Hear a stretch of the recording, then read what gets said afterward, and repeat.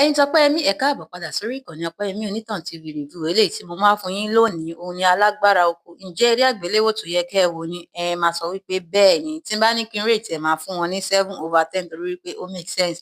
Àmọ́ torí wípé ní àti ìbẹ̀rẹ̀ ó ń fẹ́ ṣe bákan bákan ẹ lè máa wò pé kíní bọ̀ ẹ máa padà gbádùn eré àgbéléwò yìí. Fún àwa tí a ti wò ó, kí ni nǹkan tí ẹ rí kọ́? Ta ni òṣèré tí ẹ nífẹ̀ẹ́ sí jùlọ nínú eré àgbéléwò ìṣẹ́rí? Mo like bàbá Kọ́lé Oṣó, ìyẹn Ògbólúkẹ́ nìyẹn.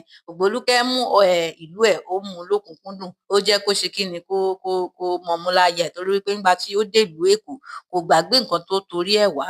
Ó ṣe kíni ó ṣiṣẹ́ ó jà takuntakun láti gba òrìṣà èwe padà sí ìlú wọn. Ẹ̀yin Tọ́pẹ́yẹmí àní rí jù báyìí lọ torí wípé eré àgbéléwò yìí ò ń ṣe pé kíní bọ̀ torí pé ní àsìkò táwa kò sì fi bẹ́ẹ̀ sí eré àgbéléwò ń ta tẹ́ fẹ́ wò. Fún ẹ̀yin tí ẹ bá ti ẹ tara ṣàṣà lọ sórí Libra TV kẹ́ lọ wo Alágbára Oko níbẹ̀, ibẹ̀ lẹ ti máa rí wò lóní kíkún. Ẹ̀yin Tọ́pẹ́yẹmí àní rí jù báyìí lọ lónìí. Màá tún máa rí yín nínú fọ́nrán mi tó ń bọ̀. Ẹ máa ṣe rere, èmi náà máa ṣe rere, gbogbo wa báyìí la jọ máa ṣe rere lápapọ̀. Ẹ̀yin Tọ́pẹ́yẹmí ó dàbọ̀.